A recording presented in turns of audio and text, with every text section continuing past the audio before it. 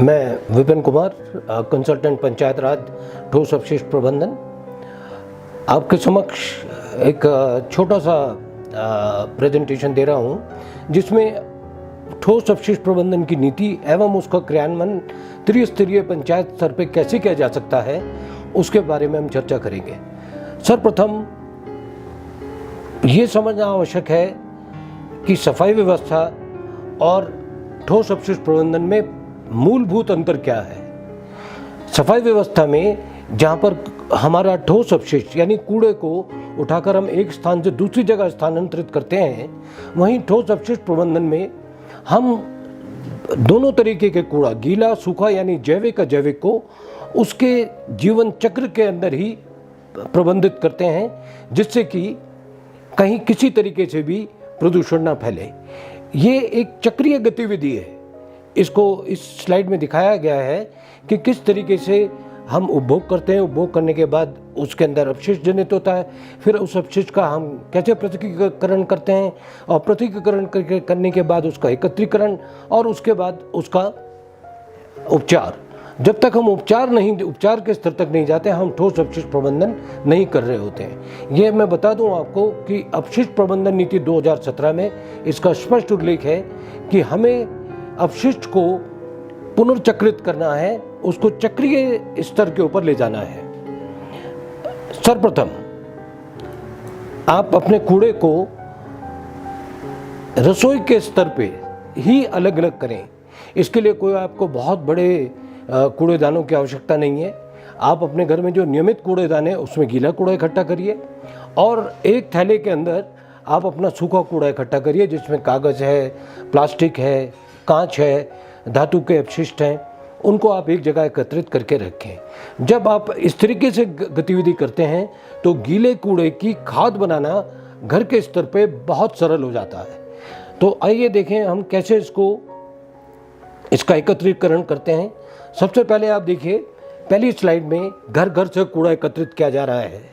उसके बाद इसको एक सामुदायिक कूड़ेदान में ले जाया जा रहा है और बीच में रिक्शा के द्वारा भी इसका एकत्रीकरण किया जा रहा है। देखिए, याद रखिए, कुछ ग्राम पंचायतें जो हमारे पर्वतीय क्षेत्रों में हैं वहाँ रिक्शा का उपयोग नहीं होना है। वहाँ पर इसको मैनुअली यानी व्यक्ति के द्वारा ही घर घर से एकत्रित करके सामुदायिक बिंज तक ले जाने की व्यवस्था करनी होगी। इसके पश्चात इसका उपचार है कंपोस्टिंग द्वारा। जितना आपका गीला अपशिष्ट है उसको हम उपचारित करके खाद में परिवर्तित करते हैं। आप अपने घर के स्तर पे बहुत सरलता से एक ड्रम ले लीजिए, उसमें चारों तरफ छेद कर दीजिए।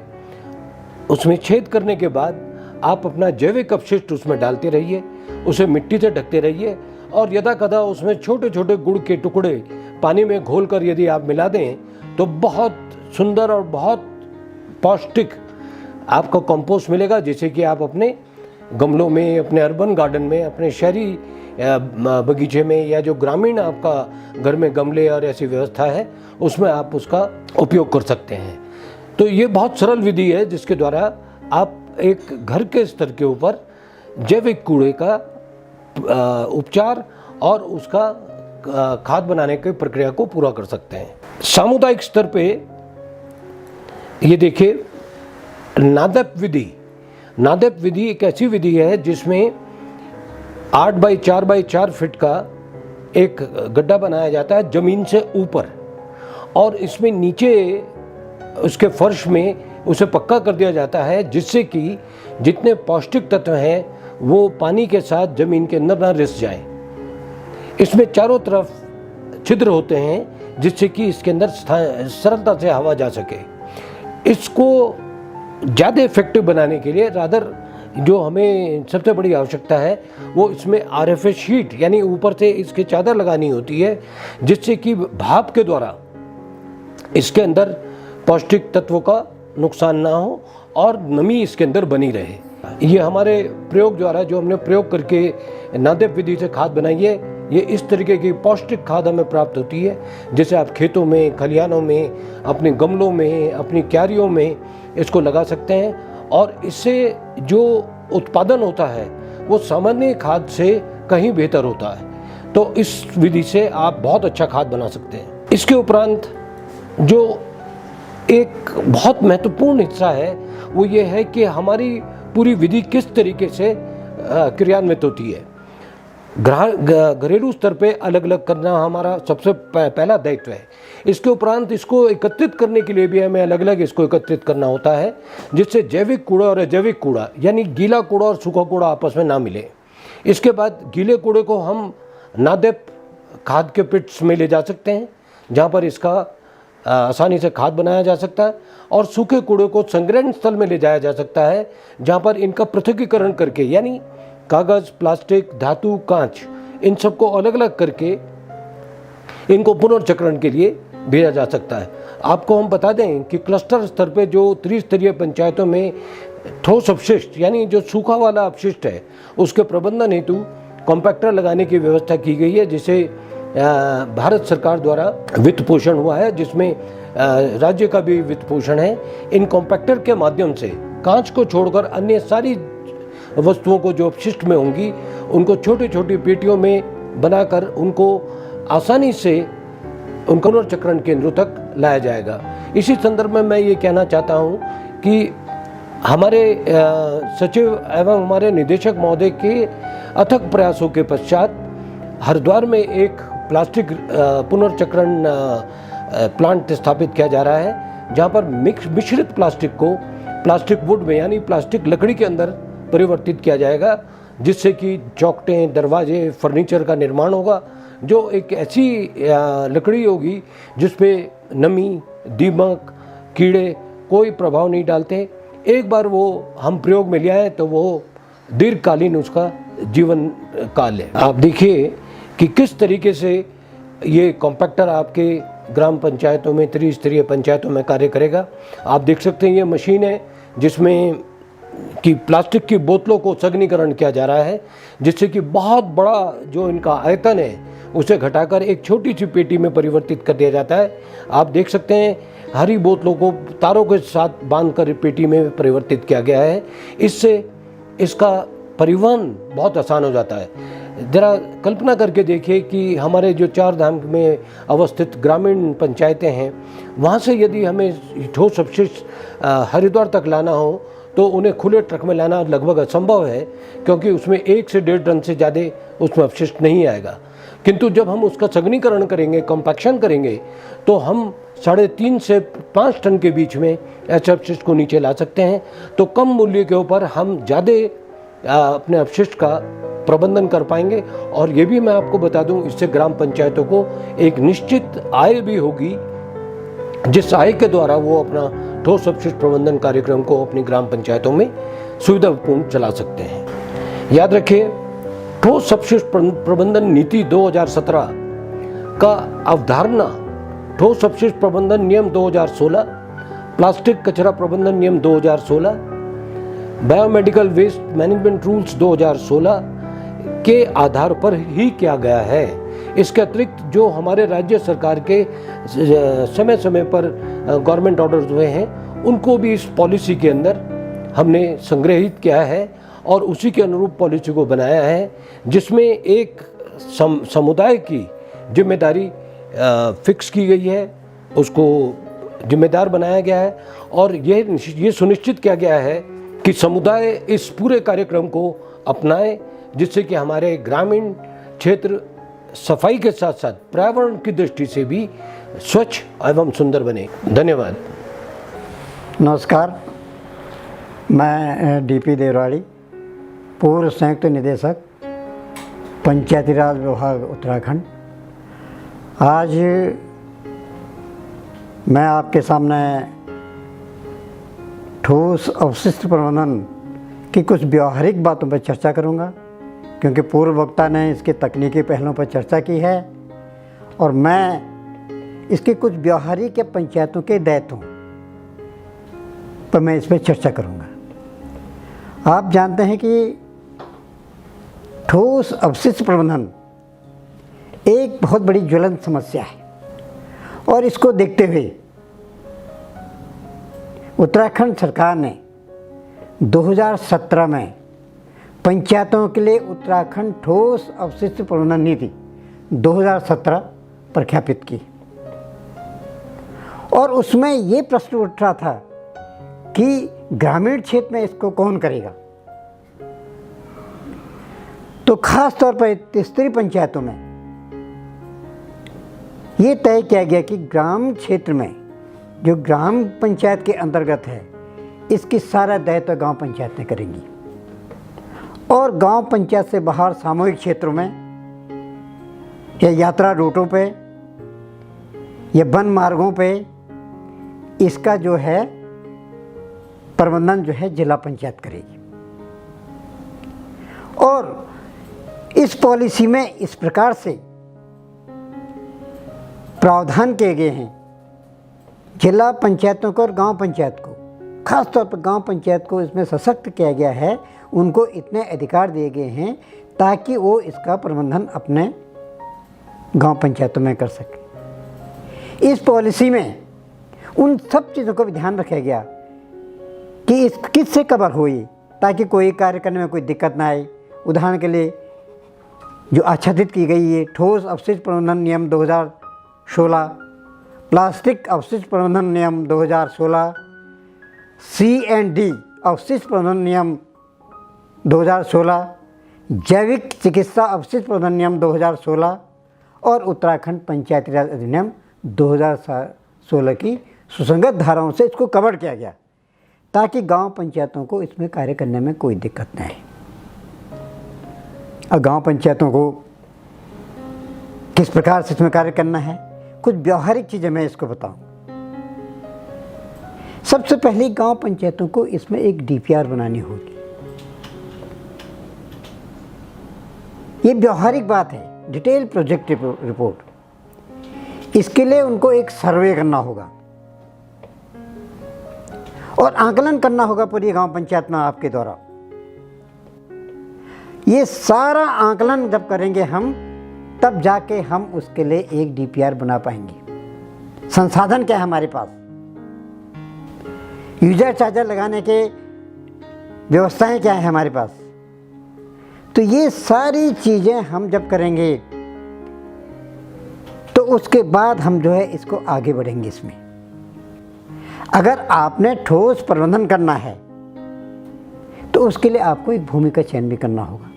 और भूमि के चयन में गांव पंचायत के राजस्व ग्राम में जो बड़ा गांव है या कोई तोक है, कूड़ा निस्तारण हेतु मैदानी क्षेत्रों में लगभग जो है कम से कम 1 एकड़, लगभग 1 एकड़ एवं पर्वतीय क्षेत्रों में लगभग 5 नाली के आसपास जो है ज़मीन आपके द्वारा चयन करनी है, ताकि इसकी ज़मीन पर, इस भूमि पर आप कूड़ा निस्तारण की कार्रवाई संपन्न कर सकें।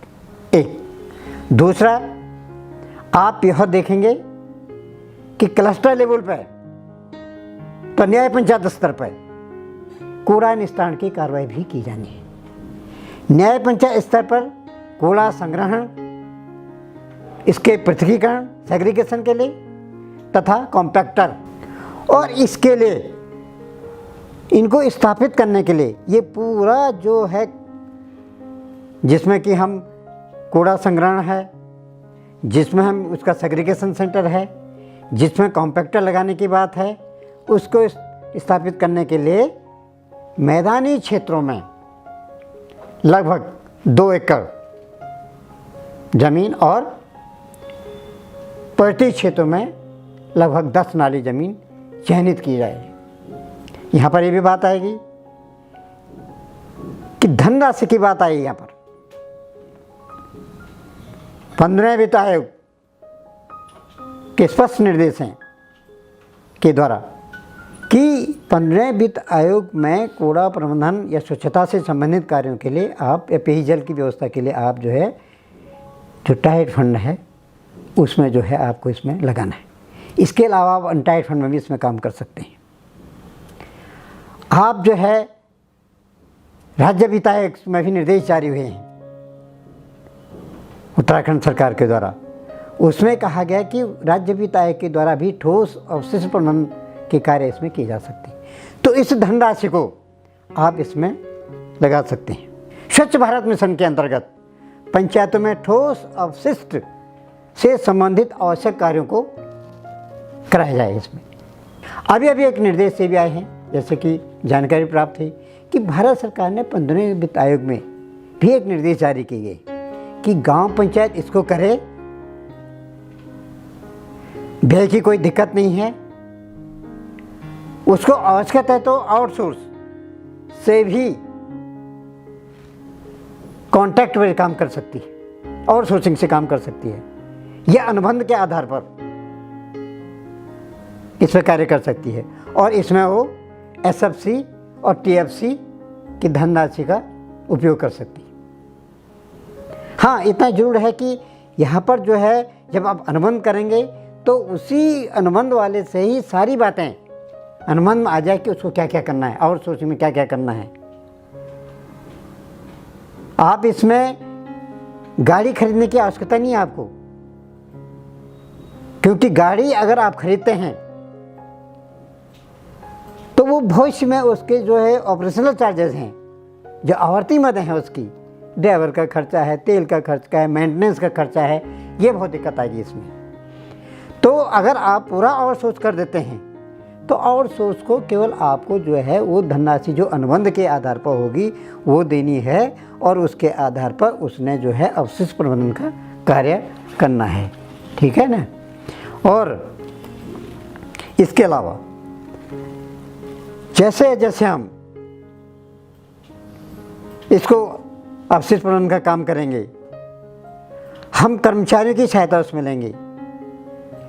इसमें आंगनवाड़ी है, आशा है, हमारे ग्राम पंचायत अधिकारी है, ग्राम विकास अधिकारी है, बहुत से इसमें विभाग हैं जिनके कर्मचारी ग्रामीण स्तर पर कार्य करते हैं, उनकी भी हम सहायता लेगी।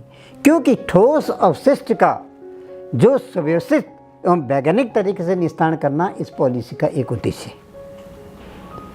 गांव पंचायत को वो सारे कार्य करने हैं जो कि पॉलिसी में दिए गए।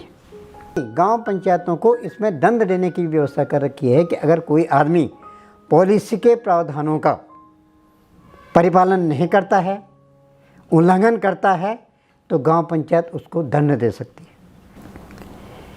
इसमें ये भी व्यवस्था है, अगर कोई गांव पंचायत नियमानुसार कार्य नहीं करती है या पॉलिसी में जो व्यवस्था है या पॉलिसी में जो प्रावधान किए गए हैं उसके अनुसार कार्य करने में असफल रहती है, तो ये माना जाएगा कि वो कार्य करने में असफल हुई है, तो उस पर भी कार्रवाई हो सकती है। तो मेरा अनुरोध है कि आप इस पॉलिसी को देखें, इसके तकनीकी पहलुओं को पूर्व में जानकारी दी जा चुकी है। मैं इसको व्यवहारिक बातें आपको बता रहा हूँ कि इस पॉलिसी के हिसाब से आपने हर गांव पंचायत में ठोस अपशिष्ट प्रबंधन के लिए व्यवस्थाएं करनी है, कार्य करना है। और अगर इसमें असफल रहते हैं तो जैसे कि अन्य कार्यों में असफल रहने में कार्रवाई की जाती है, उसी प्रकार से धारा 138 के तहत में कार्रवाई हो सकती है।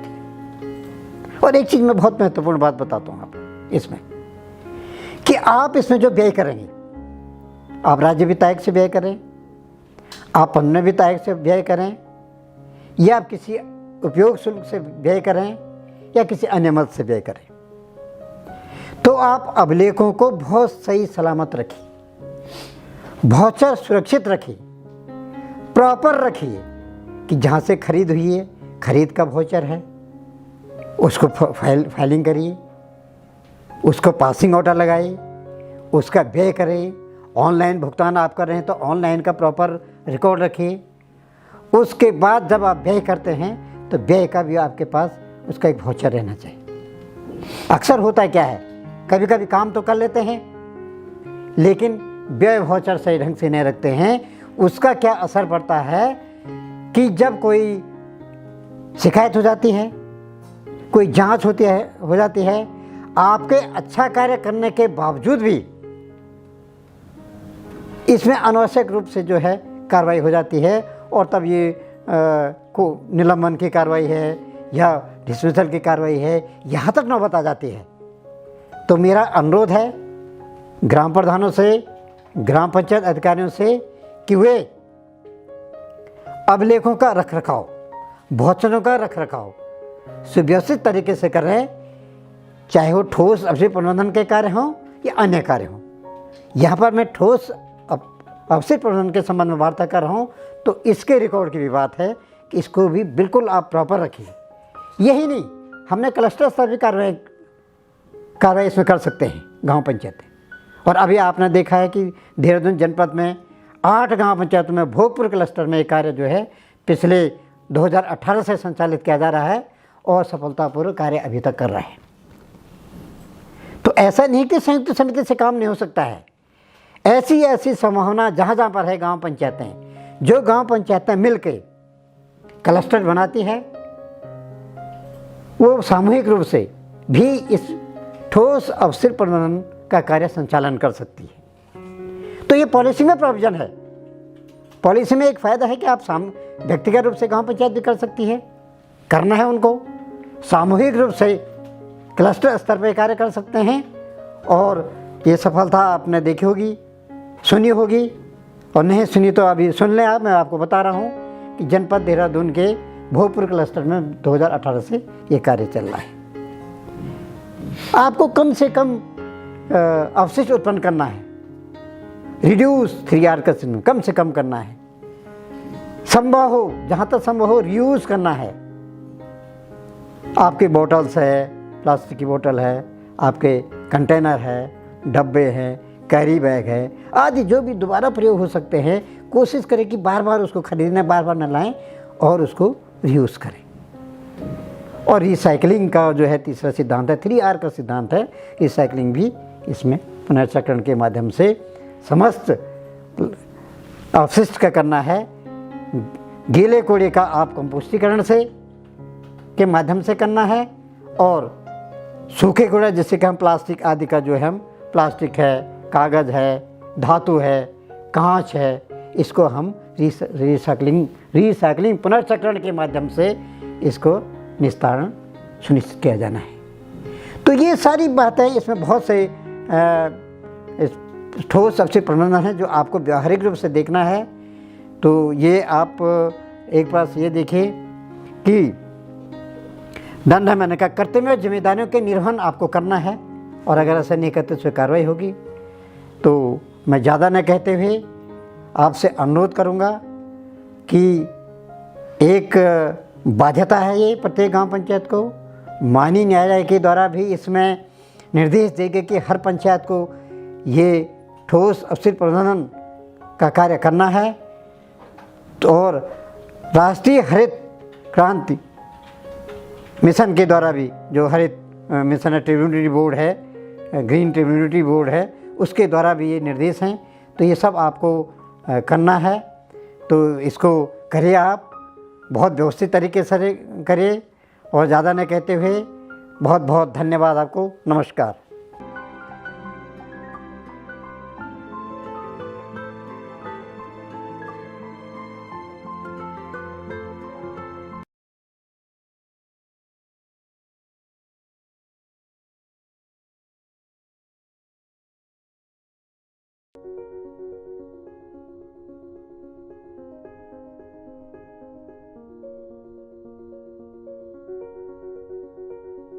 आप सभी को मेरा नमस्कार। मैं DR जोशी, एडिशनल डायरेक्टर स्वच्छ भारत मिशन उत्तराखंड। आज उत्तराखंड पंचायती राज विभाग के द्वारा आयोजित प्रशिक्षण कार्यक्रम की श्रृंखला में मैं स्वच्छ भारत मिशन उत्तराखंड किस तरह से चल रहा पूरे प्रदेश में, और किस तरीके से आप सभी को इसमें सहभागी बनना है और आगे सस्टेनेबिलिटी, ODF सस्टेनेबिलिटी में काम करना, उसके बारे में विस्तृत रूप से बताऊंगा। तो आज इस स्वच्छता जो पूरा देश व्यापी एक अभियान है, इसमें हर व्यक्ति को सहभागी बनना है, और विशेषकर ग्रामीण क्षेत्र में जो हमारे जनप्रतिनिधिगण हैं। तो मैं आपको बताना चाहूँगा कि स्वच्छता के जो घटक है, इसके बारे में आपको चर्चा करूँगा कि स्वच्छता के क्या क्या कंपोनेंट्स है, और ODF जिसको कहते हैं ओपन डेफिकेशन विलेज, खुले में शौच मुक्त गांव, देश के माननीय प्रधानमंत्री जी ने की थी। तो ये परिकल्पना की थी कि हम 2 अक्टूबर 2019 तक पूरे भारत को स्वच्छ करेंगे। यानी 2012 में जो सर्वेक्षण हुआ था उसके अनुसार जो टारगेट फिक्स किया गया था कि पूरे देश में इतने लोग जिनके पास शौचालय विहीन लोग हैं, उनका टारगेट हमें 2019 तक कंप्लीट करना था, और वो हो भी गया 100%। 2 अक्टूबर 2019 को माननीय प्रधानमंत्री जी ने पूरे देश को स्वच्छ घोषित कर दिया है। अब आगे बात आती है कि स्वच्छ भारत मिशन ग्रामीण फेज़ 2 जो इस वर्ष से 2020-21 से और 2024-25 तक चलेगा, इसमें हमें क्या करना है, इसकी बात आती है। तो इसमें मैं आपको बता दूं कि सबसे पहले ODF सस्टेनेबिलिटी कहते हैं इसको, ODF प्लस की बात करते हैं। अब इसे हमें आगे कैसे चलाना है, इसका मतलब ये हुआ कि ODF गांव, खुले में स्वच्छ गांव। तो हमें जो गांव आपका पहले ODF हो चुका है, यानी हर व्यक्ति के पास शौचालय है, वो शौचालय हमेशा नियमित रूप से आप उसका उपयोग करें। इसके अतिरिक्त जिन परिवारों के पास शौचालय अब भी नहीं है, उसके कारण हो सकता है कि पहले किसी कारणवश छूट गया हो, दूसरा कारण ये हो सकता है कि परिवार जनसंख्या वृद्धि के कारण परिवार विभक्त हुआ है और उसके कारण आपको आज शौचालय की ज़रूरत है किसी भी परिवार को, तो उसको भी शौचालय की सुविधा फेज़ 2 जो स्वच्छ भारत मिशन इसमें दी जा सकती है। इसके अलावा ODF सस्टेनेबिलिटी की हम बात करते हैं तो संपूर्ण, जैसे कहते हैं कि सब पूरा गांव संपूर्ण स्वच्छ हो, तो सिर्फ एक व्यक्ति अपना शौचालय स्वच्छ या उपयोग करने से सिर्फ संपूर्ण स्वच्छता की बात नहीं हो सकती। इसके अलावा आपके गांव में सामुदायिक स्वच्छता कॉम्प्लेक्स जिसको हम बोलते हैं कि ये यदि बने हैं तो ये भी नियमित रूप से साफ़ सुथरा हो, उसका उपयोग हो। इसके अतिरिक्त भारत सरकार ने ये प्राविधान किया है कि जिन गांव में 100 परिवार है, उन परिवारों के बीच में एक सामुदायिक स्वच्छता कॉम्प्लेक्स का होना बहुत आवश्यक है। इसके अतिरिक्त दूसरा आता है आपका स्वच्छता में आपकी उत्तरदायित्व और भूमिका। गांव में जैसे कहते हैं कि विजुअल क्लीननेस आपके गांव में हो, कहीं जो भी आपके गांव में प्रवेश करें, जो भी आपके गांव में बाहर से आएँ, या उसको कहीं कूड़ा गांव में ना दिखाई दें और स्वच्छता गांव में ना दिखाई दें। तो ये कंपोनेंट हम लोगों ने भारत सरकार के गाइडलाइन में दिए गए, जिसका परिपालन हर गांव में किया जाना है। आगे जो मैंने कहा कि ठोस तरल अपशिष्ट प्रबंधन, ये बहुत बड़ा काम है जिसमें आपको हर पंचायत को इसके मानक भी बता देंगे, क्या पैसा मिलेगा, कहाँ से पैसा मिलेगा, ये भी आपको बताऊंगा। इसमें ठोस अपशिष्ट प्रबंधन की जब हम बात करते हैं तो गांव लेवल पे ठोस का मतलब जो आपका मोटा कूड़ा जिसको हम कहते हैं कि आपके कागज़ हो सकता है, आपके कपड़े हो सकता है जो पुराने कपड़े हैं, और आपके लोहे के आइटम हो सकते हैं, आपके चप्पल जूता हो सकते हैं, प्लास्टिक हो सकता है। इसका प्रबंधन उचित तरीके से गांव स्तर पे कैसे हो, ये माननीय प्रधान जी को ये देखना है। दूसरा फिर लिक्विड वेस्ट मैनेजमेंट, जिसको कैसे तरल अपशिष्ट प्रबंधन, जैसे किचन से निकलने वाला पानी है या वर्षा का पानी है जो गांव में बह रहा, उसका निस्तारण ठीक तरीके से हो, तो उसका उचित प्रबंधन सोकपिट के माध्यम से हो सकता है। उस पानी को जो ग्रे वाटर आपका, वो आप किचन गार्डनिंग उसकी कर सकते हैं, उसके लिए सोकपिट बना सकते हैं। तो उसका हर गांव में उसका उचित प्रबंधन किया जाना बहुत आवश्यक है। ये उत्तरदायित्व माननीय जनप्रतिनिधि प्रधान लोगों का है। और बैठक जो आपकी ग्राम पंचायत, ब्लॉक या जिले स्तर पे होती है, उसमें हर बैठक आप एजेंडे में अपना स्वच्छता का एक बिंदु रख सकते हैं, ये बहुत आवश्यक है। और अगली बात है कि हर मीटिंग, हर प्रयास स्वच्छता का आपने क्या किया है उसका दस्तावेजीकरण, उसका डॉक्यूमेंटेशन होना बहुत आवश्यक है। अगली बात हम कहेंगे कि नीचे लेवल पे यदि स्वच्छता की हम बात करें तो उसके लिए कौन कौन उत्तरदायी है। देखो, नीचे लेवल पे ग्राम पंचायत प्रधान जी तो रहते हैं गाँव में, ग्राम पंचायत के सेक्रेटरी है, सचिव है वो है, ग्राम पंचायत में आशा, आंगनवाड़ी, इन सब के सहभागिता से ही ग्राम में आपकी पंचायत पूरी स्वच्छ हो सकती है, सबके प्रयासों से। ब्लॉक स्तर पर आप देखें एडीओ पंचायत है तो उसका भी दायित्व है पंचायत विभाग के नाते कि वो इसमें सहभागी करें। खंड विकासाधिकारी निश्चित रूप से होंगे ही होंगे। जिला स्तर की हम बात करें तो जिला पंचायत राज अधिकारी इसके लिए पूरी तरीके से उत्तरदायी है जिले में। इसके अलावा स्वजल की जो यूनिट है उसके परियोजना प्रबंधक को भी उत्तरदायी है कि जिले में इसका अच्छे तरीके से प्रबंधन कराएं। आगे यहाँ मानक की हम बात करें कि स्वच्छता में यदि आपको आगे काम करना, ODF सस्टेनेबिलिटी पे यदि आपको काम करना, उसके लिए वित्तीय प्राविधान किस तरीके से आपके होंगे। देखिए, वित्तीय प्राविधान जो आपको अभी भारत सरकार ने नए अभी वित्तीय प्राविधान किए थे, पहले के वित्तीय प्राविधान 7 लाख से 20 लाख तक जो प्राविधान किया था हर पंचायत को, वो अब सेकंड फेज का जो ये प्रोजेक्ट है SPM का, इसमें वो चेंज हो गया है। शायद आप लोगों को जानकारी होगी, नहीं तो आपको हम ये बताना चाह रहे कि जिन ग्राम पंचायत की पॉपुलेशन 5000 से कम है, उन ग्राम पंचायतों को 60 रुपये प्रति व्यक्ति के हिसाब से ठोस अपशिष्ट प्रबंधन के लिए धनराशि मिलेगी। आपको बता दें कि स्वच्छ भारत मिशन के अंतर्गत यानी ग्रामीण स्वच्छता के लिए 3 तरीके से आपके पास धन उपलब्ध है आज की स्थिति में। एक, स्वच्छ भारत मिशन से आपको पैसा मिलेगा, जो मैंने कहा इन मानकों पे आपको पैसा मिलेगा।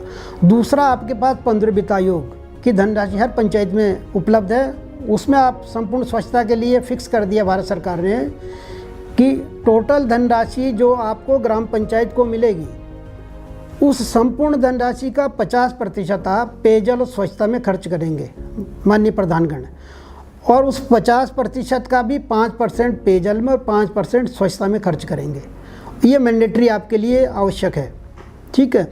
इसके अतिरिक्त आपको बता दें, मनरेगा में भी आपके लिए, क्योंकि पंचायत में जो भी प्लान बनाना मनरेगा का, वो प्रधान जी की सहमति के बिना नहीं बन सकता है, तो मनरेगा से जितनी धनराशि आप स्वच्छता के लिए प्राविधानित करा लेंगे वो आपके ऊपर है। यदि आपको धनराशि की कहीं कोई कमी नहीं, स्वच्छ भारत मिशन आपके साथ है, उसकी धनराशि आपको मिल रही है, 15 वित्त आयोग की स्वच्छता की धनराशि आपके पास है, मनरेगा के लिए जो भी प्लान आप करेंगे वो धनराशि आपके पास है। संपूर्ण स्वच्छता में भारत सरकार के निर्देशों के अनुसार आप सभी काम करेंगे और अपनी ग्राम पंचायत को राष्ट्र पुरस्कार के लिए आप लोग सक्षम बनाएंगे, ऐसी मेरी अपेक्षा है। और आप सभी का बहुत बहुत धन्यवाद।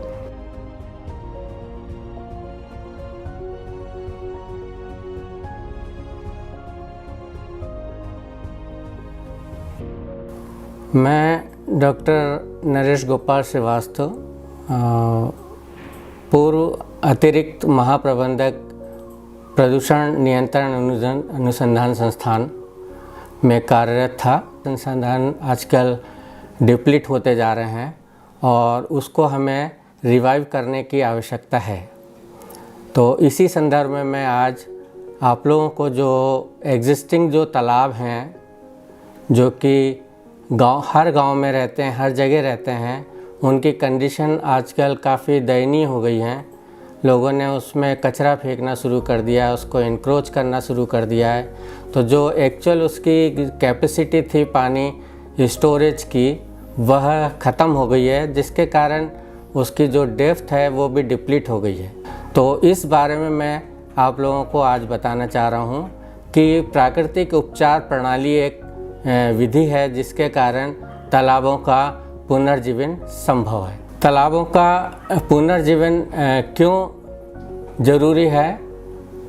वो इसलिए कि तालाब ग्रामीण पारिस्थितिक तंत्र और जल सुरक्षा के साधन होते हैं।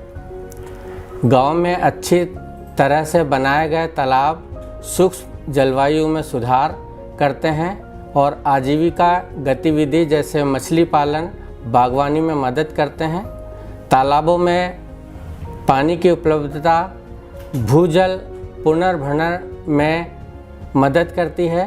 तालाबों को उपेक्षित किया गया है और इसमें जो अपशिष्ट है उसको डंप के रूप में यूज़ करने लगे हैं तालाबों को। अतिक्रमण और कीचड़ जमा होने से तालाबों में जल संग्रहण क्षमता कम हो गई है। तालाबों में दूषित पानी लाभकारी उपयोग के लिए पानी की गुणवत्ता को प्रभावित किया हुआ है और भूजल की गुणवत्ता भी इससे प्रभावित होती है।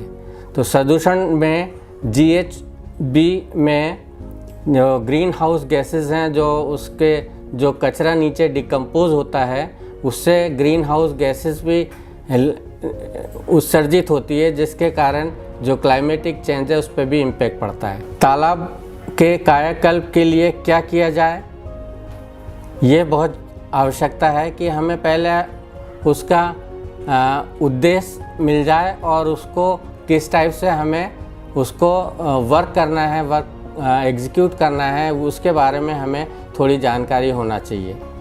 तो तालाब के कायाकल्प के लिए सबसे पहले ज़रूरी है कि पानी की स्थिति का आंकलन, जैसे तालाब के कायाकल्प से पहले और बाद में पानी की गुणवत्ता क्या है, ये जानना ज़रूरी है। तालाब की सफाई, जिसमें कि हमें उसमें जो मौजूदा पानी है उसको निकालना है, क्योंकि वो प्रदूषित पानी है, और उसमें जो गाद जमी हुई है जिसको हम डिसल्टिंग कहते हैं उसको भी निकालना ज़रूरी है। उसके बाद में हमें उसमें जो आसपास गांव का जो क्षेत्र है उसकी पेरीफेरी ड्रेन बनाना है, ताकि उस ड्रेन से जितने भी गंदा पानी के सोर्सेज जो आजू बाजू से आ रहे हैं वो उसको टेप कर लें और एक इनलेट से उसको हम इंट्रोड्यूस करें एक उचित डिज़ाइन के द्वारा। उसको हम लोग इनलेट, आउटलेट और जो एम्बैंकमेंट होते हैं तटबंध, उसका भी सुदृढ़ करना ज़रूरी है, क्योंकि अगर पेरीफेरी ड्रेन बन गई तो उसके पास पे हमें एम्बैंकमेंट बनाना पड़ेगा ताकि फिर से गंदा पानी उसके अंदर नहीं आए। उपयुक्त प्राकृतिक उपचार प्रणाली, जैसे कि कंस्ट्रक्टेड वेटलैंड कहते हैं जिसको CW, और दूसरा कहते हैं फ्लोटिंग वेटलैंड कहते हैं FW, की स्थापना के माध्यम से तालाबों का रीजेन्युएशन करना पॉसिबल है। इसके साथ ही हमें जो वहाँ पे जो स्टेक होल्डर्स हैं उनमें जागरूकता पैदा करना बहुत ज़रूरी है, क्योंकि अगर हम इतनी मेहनत के बाद में फिर से अगर वही कंडीशन ला दें तो पुनर्जीवित करना फिर इम्पॉसिबल होगा। तो हमें जिस जिस स्टेज पर हम लोग काम करते हैं उसी के दौरान जितने भी ग्रामीण हैं जो स्टेक होल्डर्स हैं उसके धारकों की क्षमता यानी कैपेसिटी निर्माण की भी आवश्यकता है। तो ये कायाकल्प करने के लिए ज़रूरी कदम है। तालाबों के कायाकल्प के लिए अपनाई गई प्रणाली 2 टाइप की होती हैं। वैज्ञानिक कार्य अलग होते हैं और तकनीकी कार्य अलग होते हैं, लेकिन दोनों का सामंजस्य होना बहुत ज़रूरी है। वैज्ञानिक कार्य में हमें सबसे पहले जो अध्ययन क्षेत्र है उसका सर्वे करना चाहिए, जिससे कि आधारभूत डेटा मिल जाए, जैसे कि कितनी पॉपुलेशन है, कितना पानी डेली का यूज़ होता है, कितना वाटर उसमें से वेस्ट निकलता है, ये सब डेटा संग्रहण करना बहुत ज़रूरी है। उसके अलावा जो ग्राउंड वाटर है, अपशिष्ट जल, तालाब के पानी के नमूनों का ग्रहण विश्लेषण पहले और बाद में ज़रूरी है। जैसे आपने आज काम स्टार्ट किया तो क्या क्वालिटी है पानी की, वह हमें पता होना चाहिए। जैसे कि ऑर्गेनिक मैटर होता है, ऑर्गेनिक मैटर से जो बायोलॉजिकल ऑक्सीजन डिमांड है वो काफ़ी हाई होती है। तो अगर हमने एक ही इंडिकेटर पैरामीटर ले लिया है, BOD जिसको कहते हैं हम लोग, कि आज की तुलना में जैसे कि 80 मिलीग्राम पर लीटर मिली, तो इसको हमें कंपेयर करना पड़ेगा जब हमने रिजुनिवेशन कर दिया है उसके बाद में कितनी रिड्यूस हुई है। जैसे बताया मैंने, तालाब के कायाकल्प में 2 स्टेज होती हैं, वैज्ञानिक कार्य और तकनीक कार्य। वैज्ञानिक कार्य में हम इसका वर्किंग प्लान ये है कि तालाब के कायाकल्प करने के लिए जो कार्य शामिल होते हैं, सबसे पहले तालाब की सफाई हो, जिसमें निर्जलीकरण और जो डिस्लजिंग है वो उसकी आवश्यकता है। उसके बाद नेचुरल ट्रीटमेंट सिस्टम की जो टेक्नोलॉजी है, फ्लोटिंग वेटलैंड, उसकी स्थापना करने की ज़रूरत है। फ्लोटिंग वेटलैंड के लिए एक नर्सरी विकास करना ज़रूरी है, क्योंकि हमें एक डेफिनेट एज का ही प्लांट है जो कि इफ़ेक्टिव होगा। उसके लिए पहले से ही हमें उस प्लांट को नर्सरी में डेवलप करने की ज़रूरत है। लिबरेट करते हैं, जैसे कि और ट्रीटमेंट सिस्टम में आपने देखा होगा बड़े बड़े डिफ्यूज़र्स लगा देते हैं ऑक्सीजनेशन के लिए। तो यहाँ पे तो क्योंकि हम कोई मैकेनिकल मींस यूज़ नहीं कर रहे हैं, केवल प्लांट हैं जो कि उसमें जो प्राणवायु हो, जल ऑक्सीजन है, उसको डिफ्यूज़ करेगी पानी में, ताकि जो उसके अंदर के बैक्टीरिया हैं वो एक्टिवेट हो सकें और जो ऑर्गेनिक मैटर है उसको डिकम्पोज करने में हेल्प करें। वो डिकम्पोज करेंगे तो उससे न्यूट्रेंट लिबरेट होंगे, न्यूट्रेंट लिबरेट होंगे तो वो न्यूट्रेंट प्लांट के द्वारा यूज़ होगा और जो ऑक्सीजन है वो पानी में मिलते रहेगी। तो ऑक्सीजनेटेड वाटर जो पॉन्ड में जाएगा वो ट्रीटेड वाटर कहलाता है। इस टाइप से उसका एक सामंजस्य होता है, कॉन्सेप्ट है। इसके बेसिस पर हमें उन प्लांट की ही चयन करने की ज़रूरत है। जो वेस्ट वाटर है उसके ट्रीटमेंट के लिए हमें एक इनलेट डिज़ाइन करने की ज़रूरत है। इनलेट के साथ में एक स्टॉर्म वाटर आउटलेट भी देने की ज़रूरत है, क्योंकि बारिश का पानी अगर एक्सेस आ गया तो वो पानी पूरा का पूरा पॉन्ड में जाएगा, तो हमारा जो ट्रीटमेंट सिस्टम वो भी ख़राब करेगा, तो बाईपास होता है पानी ज़्यादा वो निकल सके। इसमें हमें स्क्रीन बार भी बनाना है ताकि मोटा मोटा कचरा हम रोक सकें। उसके बाद जो डिकेंडेंट वाटर वो केवल चेम्बर में जाए।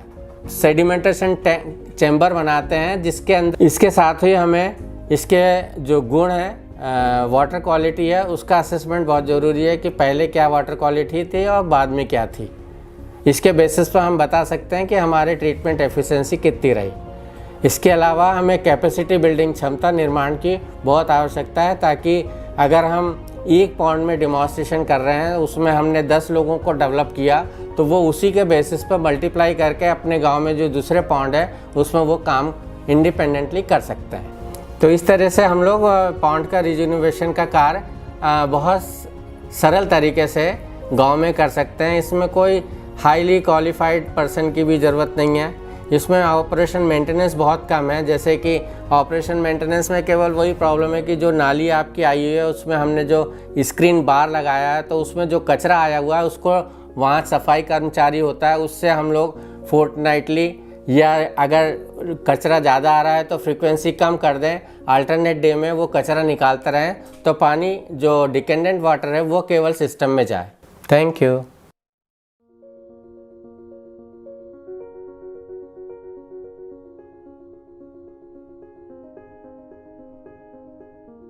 पंचायती राज विभाग द्वारा पंचायतों के ठोस अवशेष प्रबंधन के लिए ठोस अवशेष प्रबंधन निधि 2017 का बनाया गया है, जिसके अंतर्गत ठोस अवशेष से रिलेटेड सभी कार्यों जैसे door to door collection, source aggregation इत्यादि को मॉनिटर करने के लिए स्वच्छ पंचायत स्वस्थ उत्तराखंड नाम का प्लेटफॉर्म, क्लाउड बेस्ड प्लेटफॉर्म बनाया गया है। इस प्लेटफॉर्म पर पंचायत से रिलेटेड जितनी भी सार्वजनिक संपत्ति एवं सुविधा उनको का भी विवरण उपलब्ध है, जिसमें कि उसके जियोटैग, फोटो, उसके विवरण आदि आपको प्राप्त होगा।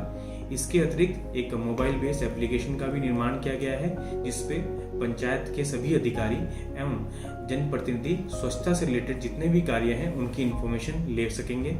इसके आगे आप देखिए इस प्लेटफॉर्म को कैसे यूज करना है उसके बारे में बताया गया है। इस प्लेटफॉर्म पे आप सबसे पहले लॉगिन करेंगे। लॉगिन इस पे 3 स्तर के लॉगिन बनाए गए हैं, पंचायती राज डायरेक्टरेट, डिस्ट्रिक्ट पंचायती राज ऑफिस और विलेज पंचायत ऑफिस में। इसमें आप उस विलेज का नाम को सर्च करेंगे और उसका जो आप पासवर्ड है वो आप डालेंगे। सबसे पहले इसमें आप उस विलेज की प्रोफाइल को फिल करेंगे।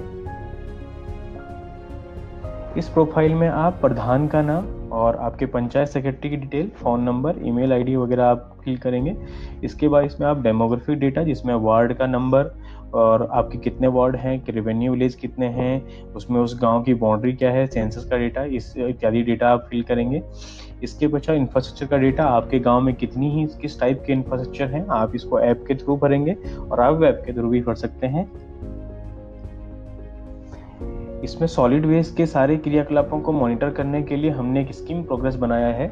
ठोस अपशिष्ट प्रबंधन के लिए हमने पूरा 3 पार्ट में डिवाइड किया है। एक प्लानिंग एंड डिजाइन का पार्ट है, इम्प्लीमेंटेशन मॉनिटरिंग का पार्ट है, पोस्ट इम्प्लीमेंटेशन मॉनिटरिंग का पार्ट है। प्लानिंग एंड डिज़ाइन के केस में हमने इसके 3-4 पार्ट रखे हैं। इसमें हम लोग प्लानिंग एंड डिज़ाइन में हम लोग जो आपकी डीपीआर डिज़ाइन हो रही है उसकी प्रोसेस को मैप कर रहे हैं, जिसमें आप अपने गांव स्तर पर, विलेज स्तर पर अपने डिज़ाइन को, डीपीआर को डिज़ाइन कर सकते हैं। इम्प्लीमेंटेशन मॉनिटरिंग में हमने प्लान किया है जो आपके material, civil work, DPR approval की प्रोसेस है, मटेरियल एंड मशीनरी परचेज की प्रोसेस है, प्रोसेसिंग का जो प्लांट बन रहा है उसकी जो आप कंस्ट्रक्शन है उसके फेस को किस तरह से मॉनिटर करें। इम्प्लीमेंट मॉनिटरिंग में उस चीज़ को हमने रखा है। पोस्ट इम्प्लीमेंटेशन मॉनिटरिंग में जब आपका प्लांट रेडी हो गया है उसके डोर टू डोर कलेक्शन, गाँव में door to door collection, complaint detail, waste collection and processing का रेवेन्यू आप कितना जनरेट कर रहे हैं, इस चीज़ को रखा गया है। इसके अलावा हमने इसमें एक एक्टिविटी फीड बनाया है, जिसमें आप गांव में होने वाली कोई भी आईसी एक्टिविटी उसको आप देख सकते हैं। मीटिंग, प्रोसेसिंग, साइट्स विजिट, आप उसको अपडेट कर सकते हैं, जो कि आपके डिस्ट्रिक्ट और स्टेट लेवल पे भी देखी जा सकती है।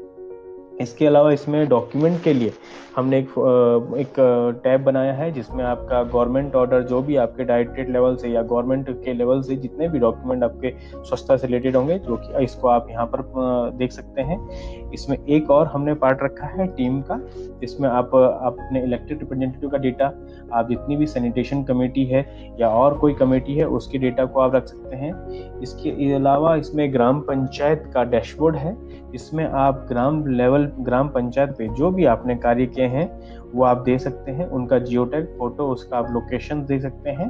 जैसे स्कूल का आप देखेंगे, स्कूल की फोटो है, जियो लोकेशन है और उसकी डिटेल जो होगी वो आप इसमें देख सकते हैं। डैशबोर्ड पे हमने स्वच्छता से रिलेटेड जितने भी इंडिकेटर्स हैं, डोर टू डोर कलेक्शन के इंडिकेटर्स हैं, सोर्स एग्रीगेशन के इंडिकेटर्स हैं, या रेवेन्यू कितना, यूजर चार्जेस कमर्शियल या आपका यूजर चार्जेस हाउस चार्जेस कितना अब कलेक्ट हो रहा है, उसके लिए हमने एक इंडिकेटर्स बनाए हैं जो कि आपकी मंथली हम डेटा जब फीड करते जाएंगे पोस्ट इम्प्लीमेंटेशन के बाद, उन डेटा को हम यहाँ पे कैप्चर कर सकते हैं और हम देख सकते हैं कि हमारा गांव किस तरह से कार्य कर रहा है। यही डेटा आपका डिस्ट्रिक्ट लेवल पे और डायरेक्टरेट लेवल पे जाएगा, जो कि वहाँ पे कम्युनिटी होकर के सारे गाँव को बताएगा किस की प्रोग्रेस को दिखाएगा। डायरेक्टरेट लेवल के प्लेटफॉर्म में लॉगिन करने के लिए आपको डायरेक्टरेट लेवल का लॉगिन करना पड़ेगा। इसमें आप देख सकते हैं डायरेक्टरेट लेवल पे हमने एक आप मॉनिटरिंग का सेम इंडिकेटर्स आपके डायरेक्टरेट लेवल पे भी होंगे, जिसमें कि आप हर गांव की प्रोग्रेस को मॉनिटर कर सकते हैं। उसके डेटा के साथ आप देख सकते हैं कितने गांव में मेरा कार्य चल रहा है, कितने गांव से मेरा डेटा कलेक्शन का कितने सोर्स एग्रीगेशन कितना % हो रहा है, कितने यूजर चार्जेस कलेक्ट हो रहा है, उसकी अमाउंट चेक कर सकते हैं। डिस्ट्रिक्ट लेवल पे आप प्रोग्रेस को चेक कर सकते हैं, मेरा विलेज क्या स्वच्छता से रिलेटेड जितने कार्य हैं वो किस स्टेज पे हैं उसको आप चेक कर सकते हैं। आप किसी भी एक पर्टिकुलर डिस्ट्रिक्ट के अंदर जा करके उस डिस्ट्रिक्ट की प्रोग्रेस चेक कर सकते हैं। और यदि आपको और डिटेल में आपको ग्राम पंचायत लेवल पे भी चेक करना है, आप वो भी चेक कर सकते हैं। पूरा ग्राम पंचायत लेवल डिटेल आप देख सकते हैं क्या क्या उसके अंदर है।